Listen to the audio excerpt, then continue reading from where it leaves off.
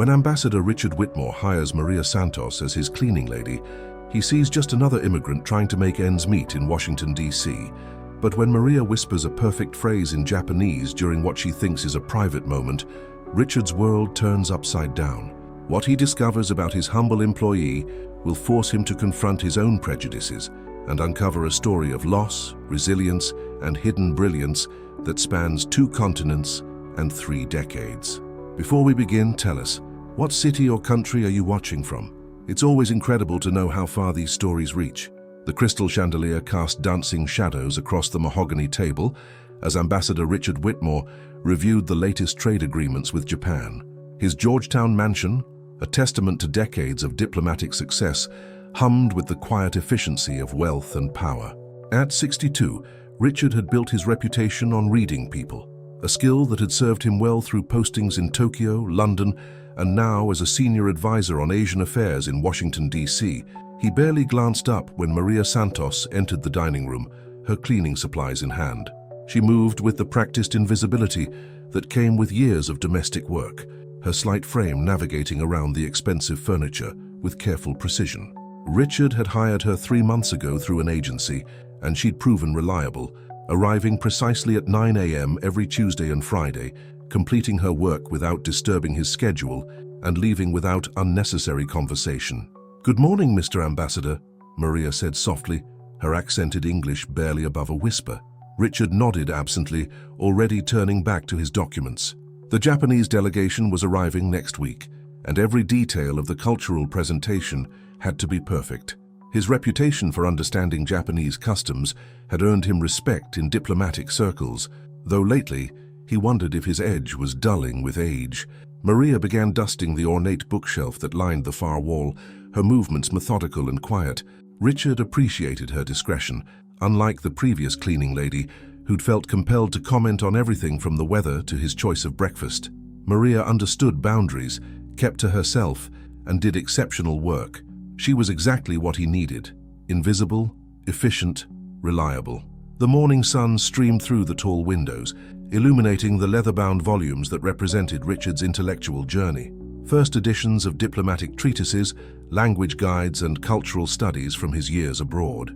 He'd always prided himself on his linguistic abilities, fluent in Japanese, conversational in Mandarin, and competent in French. Languages had been his key to understanding the nuances that made or broke international negotiations. As he concentrated on a particularly complex clause about semiconductor trade restrictions, he heard Maria speaking quietly to herself as she worked. It wasn't unusual.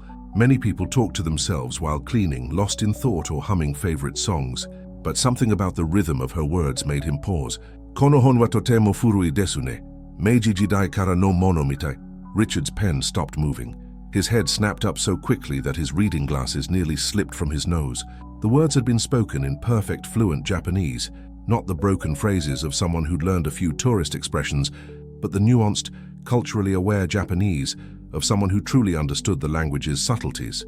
Maria continued working, seemingly unaware that she'd spoken aloud, running her cloth along the spine of a rare first edition about the Meiji Restoration. She moved to the next shelf, her voice dropping even lower as she examined his collection of Japanese art books. "Hokusai no kono shashinshu, totemo natsukashi." Richard felt his heart racing. She was commenting on the age of his books, noting that they seemed to be from the Meiji period, and now she was reminiscing about his Hokusai photography collection, with the wistful tone of someone who had personal memories associated with the artist's work. He set down his pen carefully, trying to process what he was hearing. Maria Santos, the quiet, efficient cleaning lady who barely spoke English above a whisper, was speaking Japanese with the fluency and cultural knowledge that had taken him years of intensive study to achieve. "Excuse me," he said, his voice coming out rougher than intended. Maria turned, her dark eyes widening slightly as she realized he was looking directly at her. For a moment, something flickered across her face. Was it fear? Recognition? Before she composed herself into the same neutral expression she always wore. "Yes, sir. Were you speaking Japanese?" The color drained from Maria's face. She clutched her cleaning cloth tighter, her knuckles going white. No, sir, I sometimes talk to myself when I work." Old habit. But Richard had spent too many years in negotiations, reading micro-expressions and detecting deception, to be fooled by her deflection. The way her shoulders tensed, how her eyes darted toward the door, the slight tremor in her voice. Every signal screamed that she was hiding something significant. "Maria," he said, rising from his chair, "you were speaking Japanese, fluent Japanese. You commented on the age of my Meiji-era books and recognized my Hokusai collection." She took a small step backward, and Richard realized he was towering over her, his 6-foot frame and authoritative demeanor probably intimidating. He forced himself to sit back down to make himself less threatening, but his mind was racing with questions. "I don't understand Japanese, sir," she said, but her voice lacked conviction. "Anata wa Nihongo ga wakarimasu ka?" Richard asked, testing her with a simple question about whether she understood Japanese. Maria's eyes widened, and for a split second, he saw recognition flash across her features before she caught herself. But it was too late. That moment of understanding had been unmistakable. "I need to finish cleaning the living room," she said quickly, gathering her supplies with shaking hands. "Wait." Richard's voice carried the authority of someone accustomed to being obeyed, but he immediately softened his tone. "Please, I'm not angry. I'm just confused. How do you know Japanese?" Maria paused at the doorway, her back to him. Her shoulders sagged slightly, as if she was carrying an enormous weight. When she finally turned around, there were tears glistening in her eyes. "It was a long time ago," she whispered. "Where did you learn it?" She hesitated, looking around the room as if the expensive furnishings might offer her an escape route. Finally, she said, "I lived in Japan for many years." Richard felt like he'd been struck by lightning. This woman, whom he'd categorized so simply, whom he'd barely seen as a full person, had lived in Japan, the country where he'd spent some of the most formative years of his career, where he'd learned to navigate one of the world's most complex cultures, where he'd built the foundation of his diplomatic expertise. "When?" he asked. "From 1987 to 2003, she said quietly. 16 years. The timeline hit him like a physical blow. He'd been posted to Tokyo from 1995 to 1999. They'd been in the same country, possibly even the same city, during some of the most crucial years of his career. While he'd been attending embassy functions and negotiating trade deals, she'd been, what? Living there as what? What were you doing in Japan for 16 years? Maria's hand tightened on the doorframe. "I was married to a Japanese man. I had a life there. I spoke Japanese every day, worked there, raised my..." She stopped abruptly, pressing her lips together as if she'd said too much. "Raised your what?" Richard pressed gently. "My daughter," she whispered, and the pain in her voice was so raw that Richard felt it in his chest. The room fell silent except for the ticking of the antique clock on the mantelpiece. Richard stared at this woman he'd thought he knew, realizing he'd known nothing at all. Maria Santos wasn't just a cleaning lady. She was someone who'd built an entire life in Japan, who'd navigated one of the world's most challenging cultures for 16 years, who'd raised a child there. What happened? He found himself asking, though he wasn't sure he had the right to know. Maria's composure finally cracked. A tear rolled down her cheek as she said, "Everything ended. My husband died in a car accident. Without him, I had no legal status. They wouldn't let me stay. I had to leave everything behind. My home, my friends, my life." Her voice broke. "My daughter chose to stay with her Japanese grandparents. She was 18, starting university there. She said America was too foreign, too different from everything she'd ever known." Richard felt the ground shifting beneath everything he thought he understood.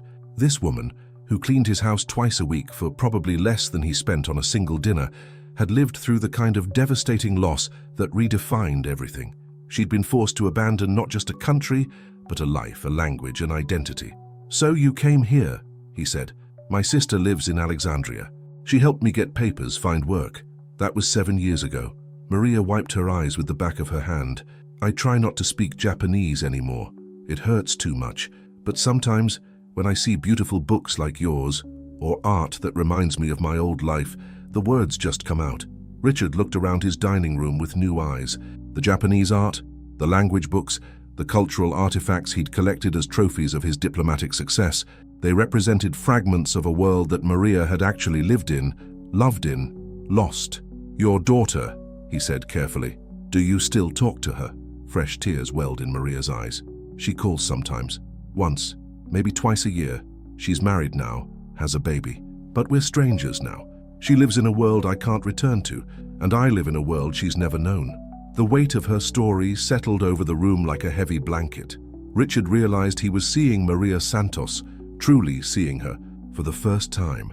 The quiet efficiency he'd appreciated wasn't just professionalism, it was the careful self-protection of someone who'd learned that being invisible was safer than being vulnerable, and he'd been treating her exactly the way that made her invisible. Richard couldn't concentrate on his documents for the rest of the morning. Every few minutes, he found himself glancing toward the living room where Maria continued her work, moving with the same quiet efficiency as always. But now her silence felt different, not empty, but full of untold stories and suppressed pain.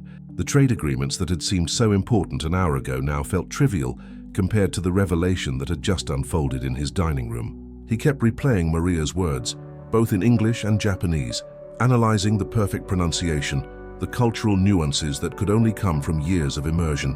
When she finished cleaning and prepared to leave, Richard found himself standing awkwardly in the foyer, unsure how to bridge the gulf that had opened between them. "Maria!" he called as she reached for the door handle. She turned, her expression carefully neutral again, but he could see the wariness in her eyes. "I want you to know, what you shared today, it doesn't change anything about your job here. I hope you understand that." She nodded silently, but something in her posture suggested she didn't quite believe him. "And if you ever want to talk," he added, feeling clumsy with words for the first time in decades, "about Japan or anything, I lived there too, from 95 to 99. For a moment, surprise flickered across her face. "You were in Tokyo?" "Yes, the embassy district mostly, Akasaka and Roppongi." A ghost of a smile touched her lips. "I lived in Shibuya. Worked at a small translation company near Harajuku Station." She paused. "We probably walked past each other 100 times and never knew." The thought sent a strange chill through Richard. Two lives intersecting unknowingly in a foreign city, following completely different paths through the same cultural landscape. After Maria left, Richard found himself unable to return to his work. Instead, he walked through his house, seeing it through new eyes. The Japanese woodblock prints he'd bought at embassy functions, the ceramic sake set he'd never actually used, the carefully arranged bonsai trees he paid a service to maintain. They were all beautiful, expensive, but somehow hollow compared to the living connection Maria had to that culture. That evening, instead of his usual routine of diplomatic calls and policy reviews, Richard did something he hadn't done in years. He pulled out his old photo albums from his Tokyo posting, pictures of embassy receptions, cultural events, meetings with trade officials. In every photo, he looked confident, successful, at ease in his role as a cultural bridge between nations. But as he studied the images, he began to notice something else. In the backgrounds of many photos, at restaurants, cultural sites, public events, there were always Japanese people who weren't part of the official proceedings. Servers, clerks, ordinary citizens going about their daily lives, people he'd never really seen, just as he'd never really seen Maria. He thought about Maria navigating those same streets, speaking the language he'd worked so hard to master, building relationships he'd only experienced through formal diplomatic channels. While he'd been learning Japanese culture from books and briefings, she'd been living it, raising a child in it, becoming part of it in a way his diplomatic status never allowed. The next morning, Richard made an impulsive decision. Instead of his usual breakfast routine, he drove to a small Japanese market in Georgetown that he'd passed hundreds of times but never entered. The elderly Japanese woman behind the counter greeted him politely but with the slightly stiff formality reserved for obvious outsiders.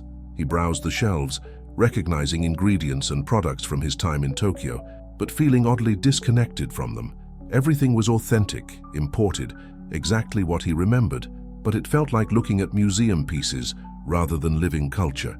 As he selected some tea and rice crackers, he found himself wondering what Maria would think of this place. Would it comfort her or cause her pain? Would the familiar products remind her of happy moments with her family, or would they only emphasize what she'd lost? When Tuesday came again, Richard found himself anticipating Maria's arrival with unusual anxiety. He'd rehearsed several conversation starters, ways to show interest without being intrusive, but when she knocked on the door at exactly 9 a.m., his prepared words evaporated. "Good morning, Mr. Ambassador," she said, her voice carrying the same professional distance as always. "Good morning, Maria. How are you?" It was such a simple question, but he realized he'd never actually asked it before. She looked surprised. "I'm fine, thank you." But as she began her work, Richard noticed subtle changes. She seemed more aware of his presence, glancing up occasionally when she thought he wasn't looking. When she reached the bookshelf in the dining room, She paused for a long moment before beginning to dust as if steeling herself. "Maria," Richard said suddenly, "would you mind if I asked you something?" She turned, cloth in hand, waiting. "When you lived in Japan, were you happy there?" The question seemed to catch her off guard. She considered it carefully before answering. "Yes," she said simply. "Despite everything that happened, despite how it ended, yes. For a long time I was very happy. It felt like home in a way nowhere else ever has." "And your daughter? What's her name?" "Yuki," Maria said, and her voice softened. "It means snow. She was born during a particularly heavy snowfall in Tokyo." Richard felt something shift in his chest. This wasn't just a story anymore. This was a real person with a real daughter, with real memories of joy and belonging that had been shattered by circumstances beyond her control. "She must miss you," he said. Maria's expression grew complicated. "I think she's learned not to. It's easier for her that way." The pain in those words was so profound that Richard had to look away. He realized that in all his years of diplomatic service, all his cultural training and sensitivity preparation, he'd never truly understood what it meant to lose not just a place, but an entire identity. 3 weeks passed before Richard worked up the courage to make his proposal. The Japanese trade delegation was arriving in 2 days, and he'd been preparing obsessively, reviewing cultural protocols and refining his presentation materials. But every time he practiced his formal Japanese phrases, he thought of Maria's effortless fluency and felt like a fraud. On Friday morning, as Maria finished dusting his office, Richard cleared his throat nervously. "Maria, I have something to ask you, and please feel free to say no." She turned, her expression curious but guarded. "The Japanese delegation is coming Monday. 5 officials from the Ministry of Economy, Trade and Industry. I've been preparing for months, but..." He paused, choosing his words carefully. "I think I could use someone who actually understands Japanese culture, not just diplomatic protocol." Maria's eyebrows rose slightly. "What do you mean? Would you consider helping me? Not as my cleaning lady, but as a cultural consultant. I'll pay you properly, of course. I just think your perspective might help me avoid the kinds of mistakes that textbooks can't teach you about." For a long moment, Maria stared at him as if he'd spoken in a language she didn't recognize. Then, unexpectedly, she laughed, a genuine sound he'd never heard from her before. "You want me to help you impress Japanese businessmen?" "I want you to help me not embarrass myself," Richard corrected. "There's a difference."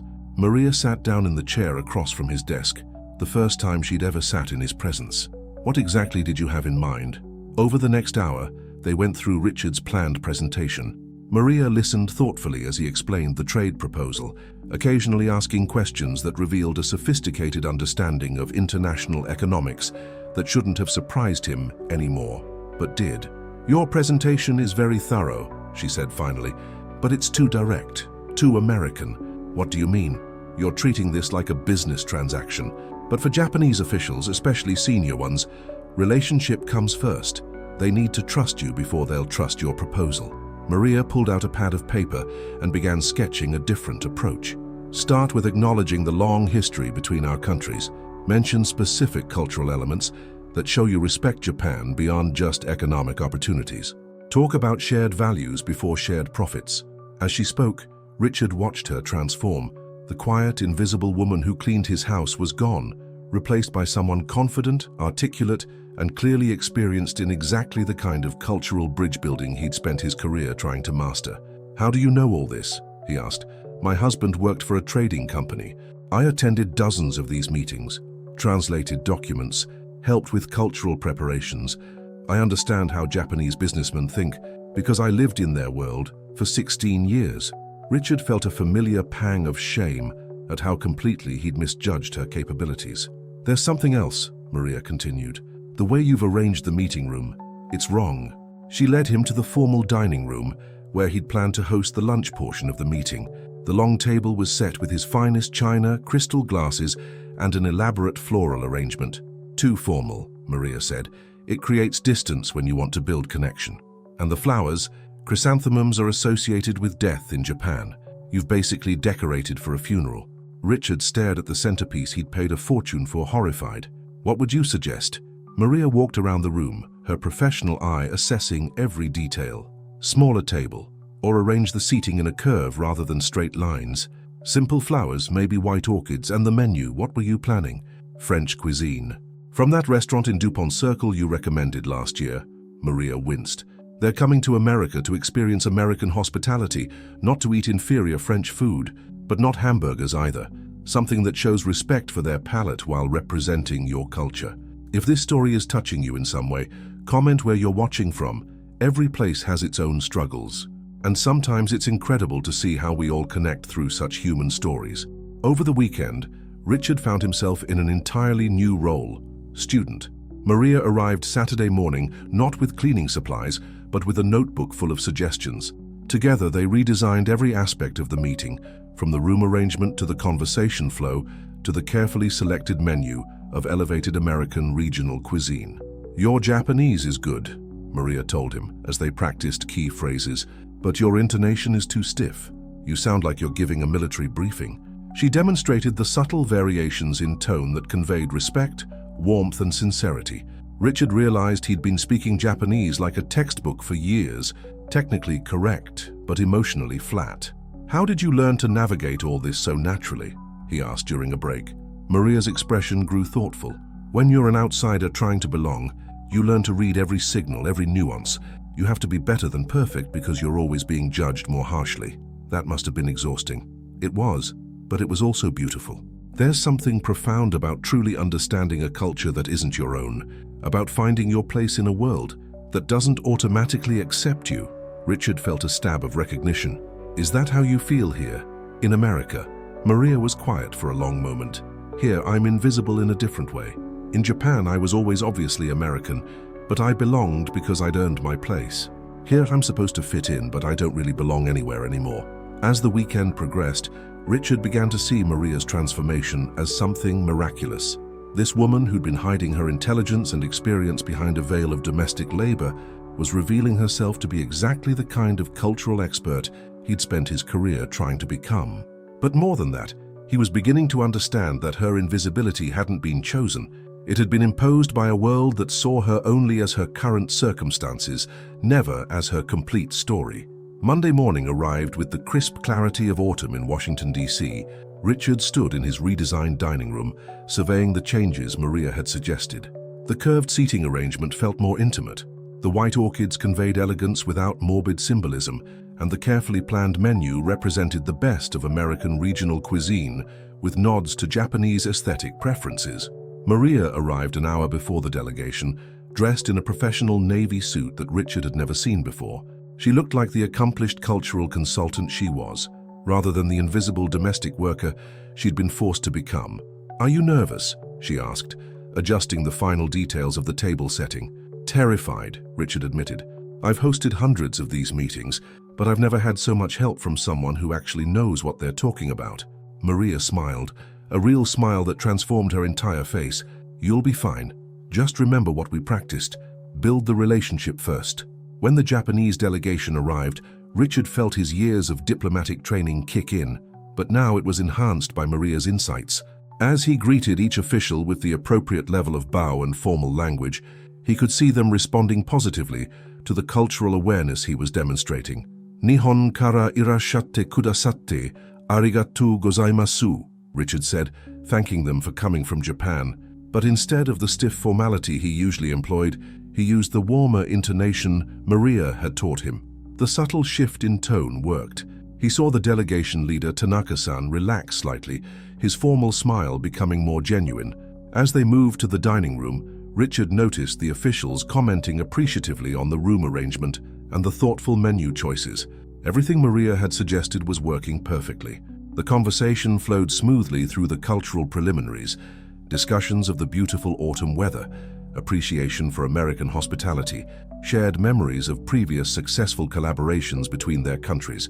Richard found himself drawing on stories Maria had shared about daily life in Japan, adding personal touches that his diplomatic training had never taught him. Then, halfway through the lunch, something unexpected happened. Tanaka-san was discussing the challenges of cultural translation in international business when he said, "Bunka no chigai wo rikai suru no wa hontou ni muzukashi desu ne." From the kitchen doorway, where Maria was coordinating with the catering staff, came a soft response. "Su desu ne. Demo sono chigai koso ga biju da to omoimasu." The entire table fell silent. Tanaka-san looked up sharply, his eyes searching for the source of the perfect Japanese response that had agreed with his statement, while adding the elegant observation that those very differences were what made cross-cultural work beautiful. Richard's heart stopped. Maria had responded instinctively, probably without even realizing she'd spoken aloud. Now she stood frozen in the doorway, her face pale as she realized what she'd done. "Sumimasen," she said quietly, apologizing and starting to retreat. "Mate kudasai," Tanaka-san said, asking her to wait. He stood up, his curiosity clearly piqued. "Anata wa dochira kara irashaimashita ka? Where are you from?" Maria looked at Richard, her eyes filled with panic. This wasn't part of their plan. She was supposed to remain invisible, helping from behind the scenes, not becoming the center of attention. Richard made a split-second decision that would change both their lives. "Gentlemen," he said, "I'd like you to meet Maria Santos, my cultural consultant. She lived in Japan for 16 years and has been instrumental in helping me prepare for today's meeting." Maria's eyes widened in shock, but Tanaka-san's face lit up with genuine interest. "Juroku nen mo? 16 years? Doko ni sunde irashaimashita ka? Where did you live?" "Shibuya ni sunde imashita," Maria replied, her voice growing stronger. "Shujin ga Nihonjin deshita." "I lived in Shibuya. My husband was Japanese." What followed was a conversation that transformed the entire tenor of the meeting. The Japanese officials, delighted to discover someone who had genuinely lived their culture rather than just studied it, began speaking more freely, sharing insights and perspectives they rarely offered in formal diplomatic settings. Maria, initially hesitant, gradually relaxed into the conversation. Richard watched in amazement as she navigated complex cultural discussions, shared relevant experiences from her years in Japan, and demonstrated exactly the kind of deep cultural understanding that made international cooperation truly effective. The trade proposal that had been the supposed focus of the meeting became secondary to the relationships being built around the table. By the end of the afternoon, Tanaka-san was treating Maria as a colleague, asking for her insights on American business culture and sharing stories from his own international experiences. As the delegation prepared to leave, Tanaka-san pulled Richard aside. "Ambassador Whitmore, your cultural consultant is remarkable. In all my years of international business, I've never met an American who understood Japanese culture so intuitively. You're very fortunate to have her expertise." After the delegation left, Richard and Maria stood in the empty dining room, both still processing what had happened. "I'm sorry," Maria said quietly. "I didn't mean to speak out. I know that wasn't the plan." "Don't apologize," Richard said firmly. "You saved that meeting. More than that, you showed me what real cultural understanding looks like." Maria looked around the room at the evidence of their successful collaboration. "It felt good," she admitted, "to be seen for who I really am, not just what I do for work." "Maria," Richard said, "I have a proposition. How would you feel about making this arrangement permanent? I need a cultural consultant, and you're the best I've ever seen." For the first time since he'd known her, Maria Santos smiled with her whole being. "And now that you've reached the end, tell us in the comments, where are you watching from? Your presence matters, and so does your story." 6 months later, Maria Santos, cultural affairs consultant, sat in her own office in Richard's consulting firm, preparing for a video call with her daughter Yuki in Tokyo. For the first time in 7 years, she had news that would make her daughter proud, a story of her own worth telling. The cleaning supplies were gone, the invisibility was over. Maria had found her voice again.